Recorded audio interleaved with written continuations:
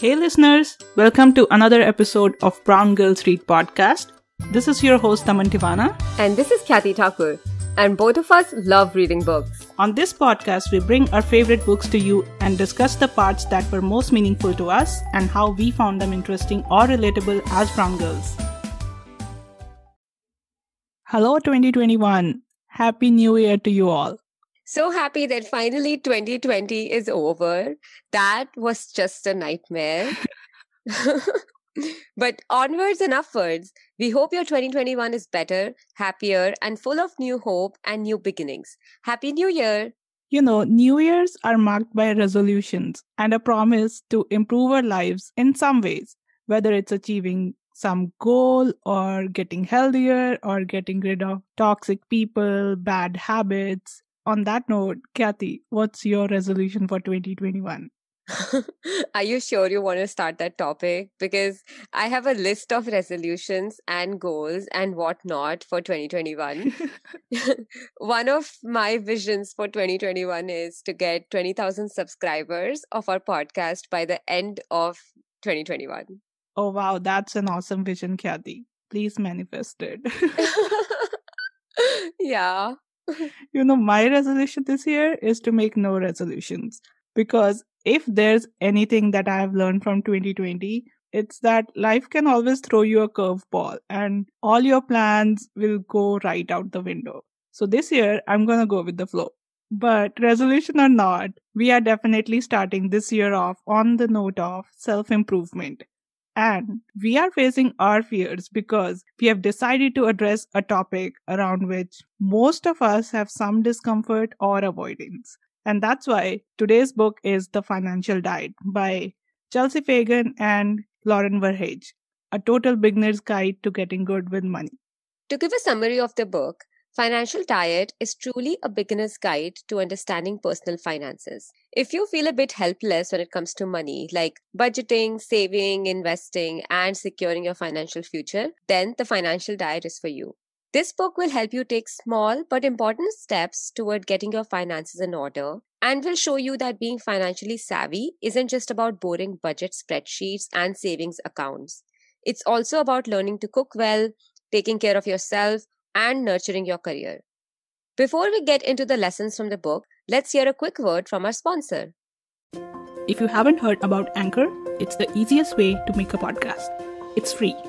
There is creation tools that allow you to record and edit your podcast right from your phone or computer.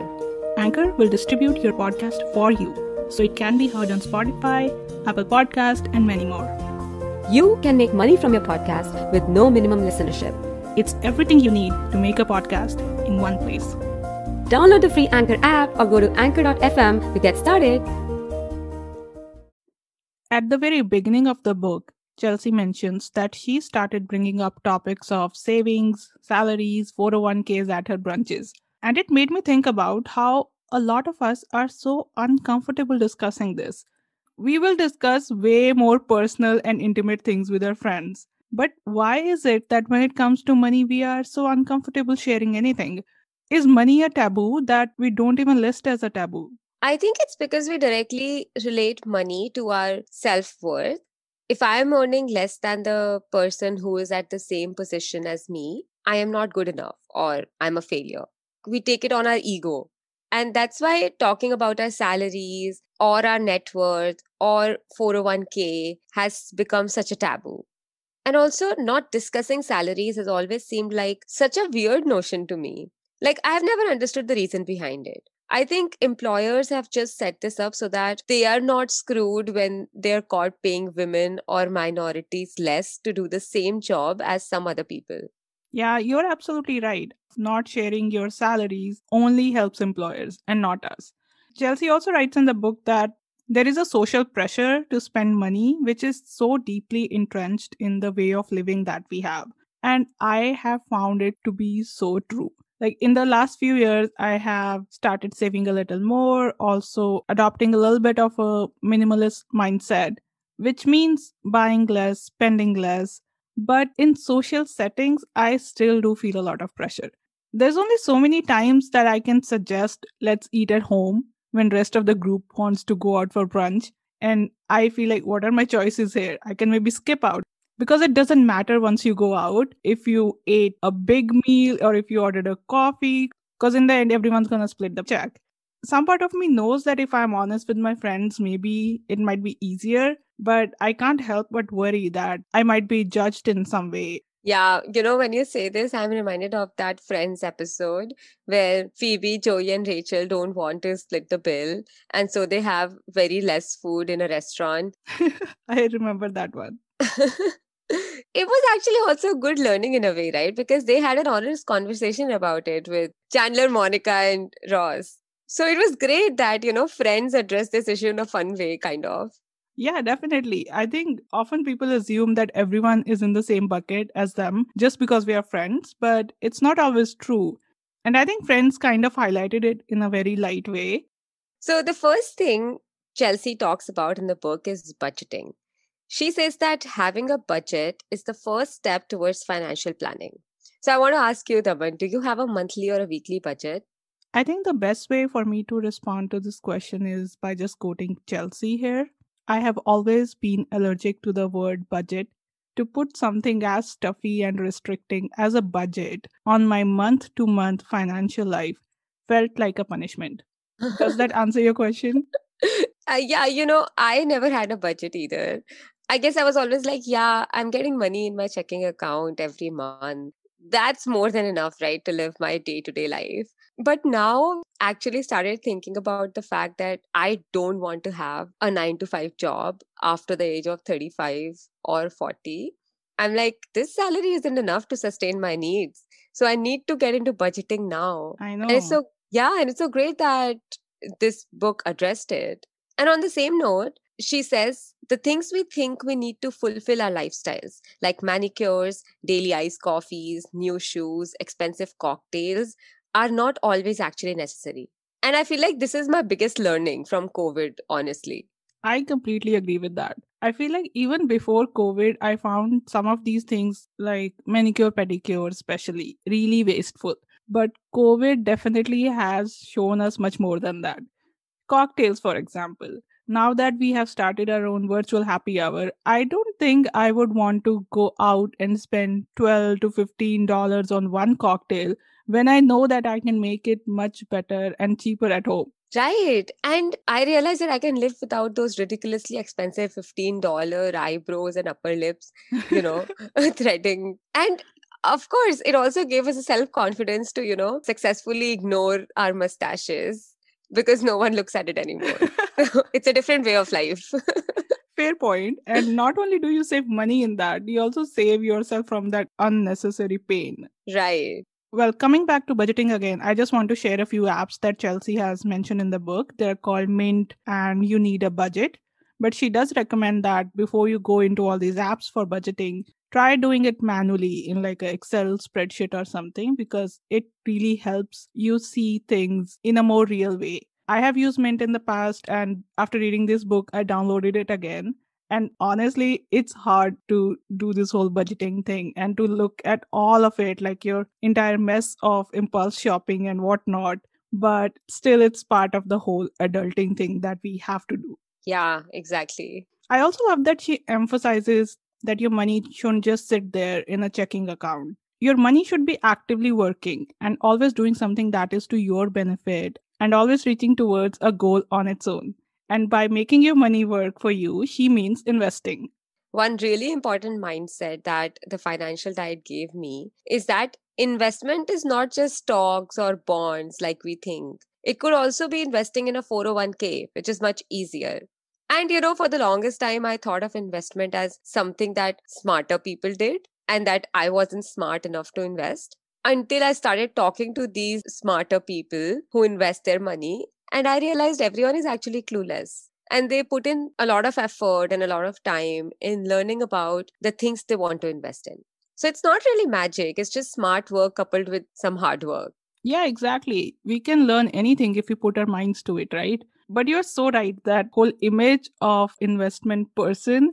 I also, for the longest time, thought that investing is just for old white dudes because that's what you see in media and movies and everywhere. Yeah.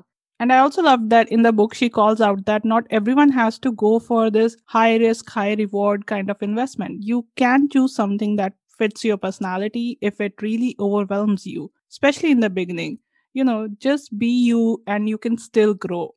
Yeah, exactly. And another thing that she mentions is to become the CEO of your own life. And I love this because in a book about building your finances, she has given importance to your actual work and how to get better at networking so you can become successful at what you do.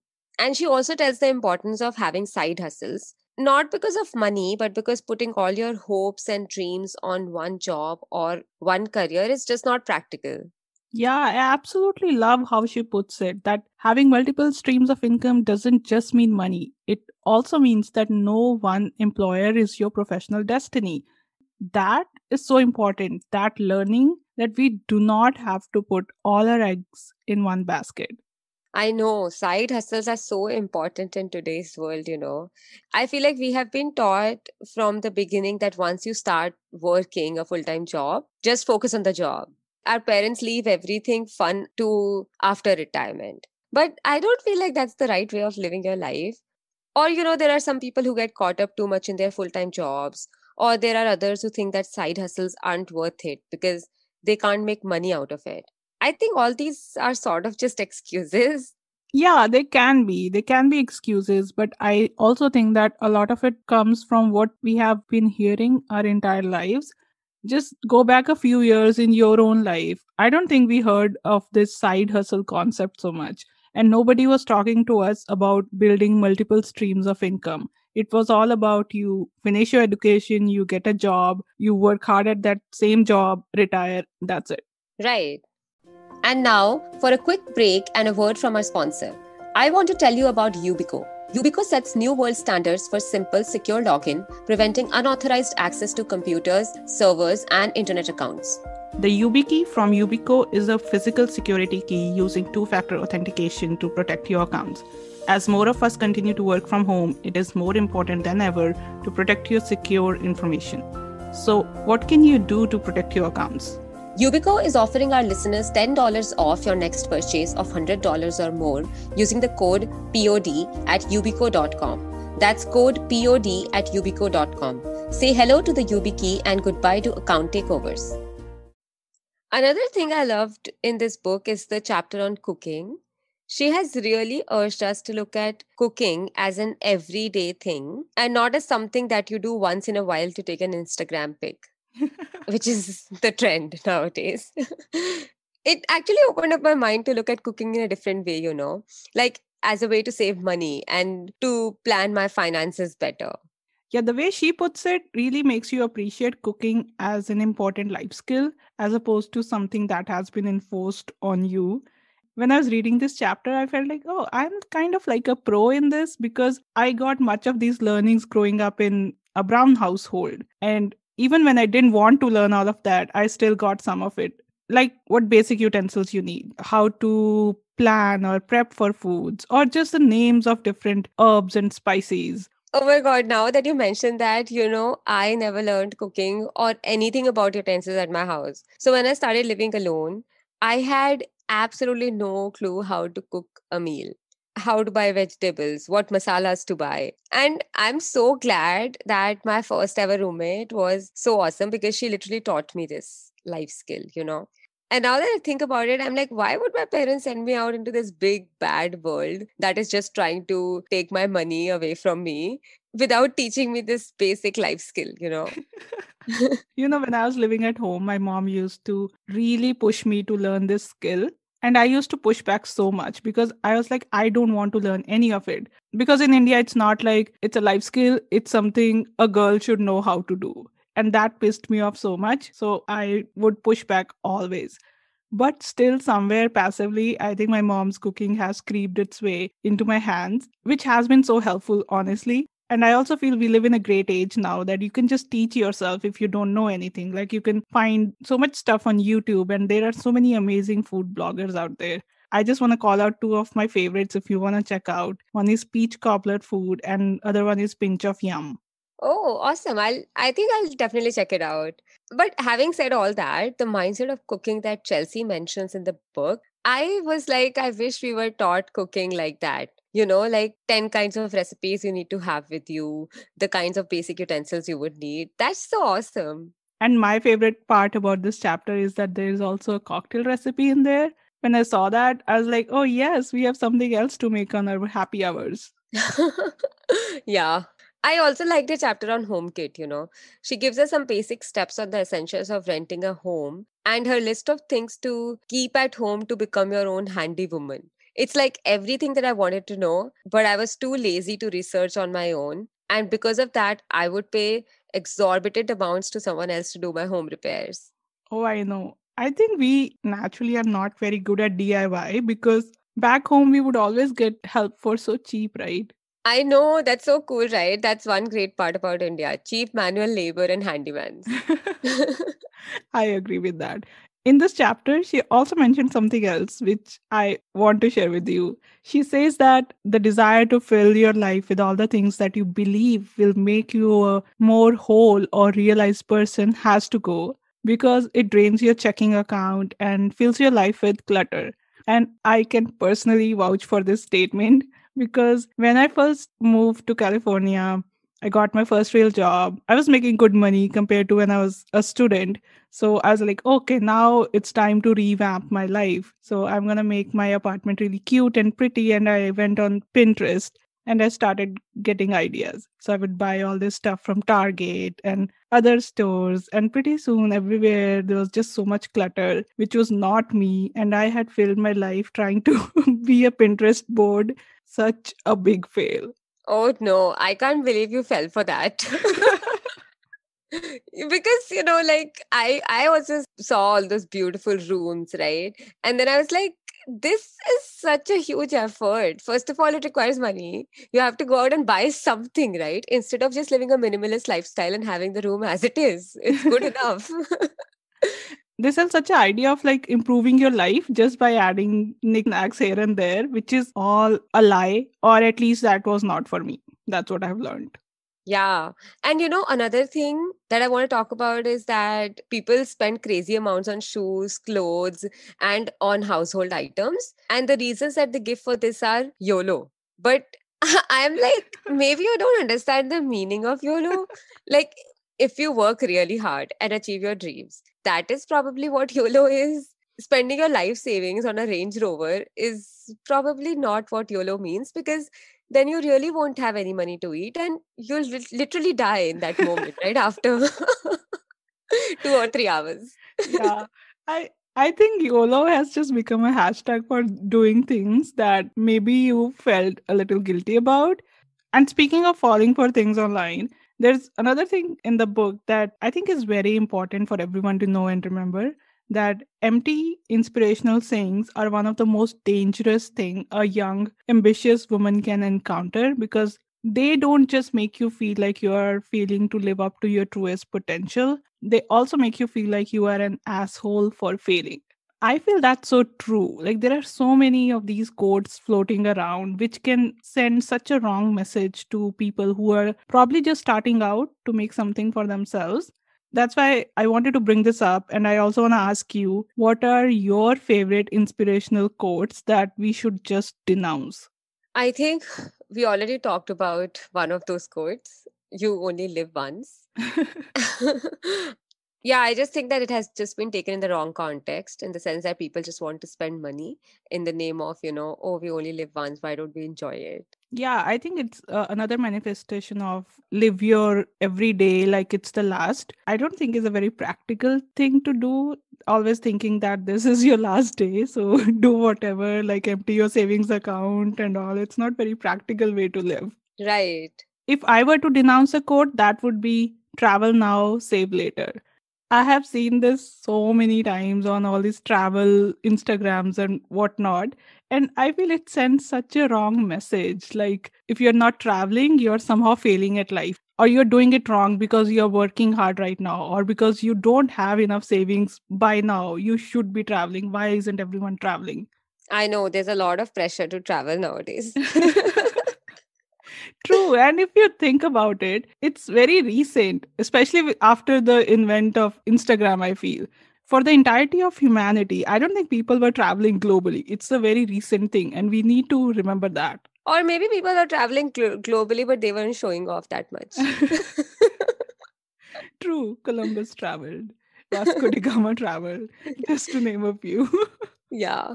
But they weren't like, taking pictures all the time with with natives. Well, they didn't have Instagram. If they had it, that's what they would do. Oh, Yeah, of course. the pilgrims. Yeah. Check out shapeandfoster.com. Shape and Foster is a lifestyle development app that provides monthly actionable insight from 6 experts in mental health, financial planning, nutrition, fitness, yoga, and a life coach. It is the one-stop shop for self-improvement. The app provides a proactive and informed approach to improving your mental well-being by enabling practices and habits to be built. Lifestyle development is about enhancing your quality of life by improving awareness, identity, and potential. One community of actionable insight. Learn from the 6 pillars essential to a healthy heart and a healthy mind in one unique app. Visit www.shapeandfoster.com for your free 14-day trial. Now it's time for Brownie Points. And before that, we want to give a shout out to Golden Seeker 97 for leaving us a great review on Apple Podcasts. It's a really good, relatable podcast where you discuss important books in a fun, light-hearted way. Thank you, Golden Seeker 97. Thank you so much. And now on to the Brownie Points. The financial diet actually started as a Tumblr page, and now it's grown to another level. I just love it when people stick with things and build upon them to take them to the next levels. And that's why I would give this a brownie point. Oh, I didn't know that. That's awesome. Yeah, I have been following the financial diet on Instagram for a while now. And once I found that this book exists, I was like, I need it in my life because slowly and gradually the financial diet has helped me a lot, even if in small, minor ways. The discomfort we have around money or how we avoid talking about financial topics, TFT was always giving me reminders that it's okay to feel that way. And then it's also part of growing up to take responsibility, which isn't as scary as we make it out to be. Yeah, it's a great book and it's a great resource. And I'll probably go back to the book again and again to remind myself of these important points. And another brownie point I would give to this book for the super cute illustrations by Lauren Verhage. Just for those, I would keep this book in my collection forever. And this was a discussion on the book The Financial Diet by Chelsea Fagan and Lauren Verhage. No matter where you are in your financial journey, it still is a great resource for everyone, especially young women, I would say. The sooner we learn about the basics of finance, credit scores, budgeting, and investments, the better equipped we can be for our future selves. And for our next episode, we have invited Chelsea Fagan on the podcast to share more about her financial journey and the financial diet. Until then, Keep listening. Thank you for listening to this episode of Brown Girls Read podcast. If you like what you hear, please leave us a 5-star rating and a comment. You can support us at anchor.fm/browngirlsread/support. Your support will allow us to continue this podcast and bring more episodes to you. Don't forget to subscribe and follow us on Instagram, Brown Girls Read Pod, and Brown Girls Read 1 on Twitter. If you have book recommendations for us, you can leave us a comment or message on our social media, and you can also subscribe to us on YouTube for more content.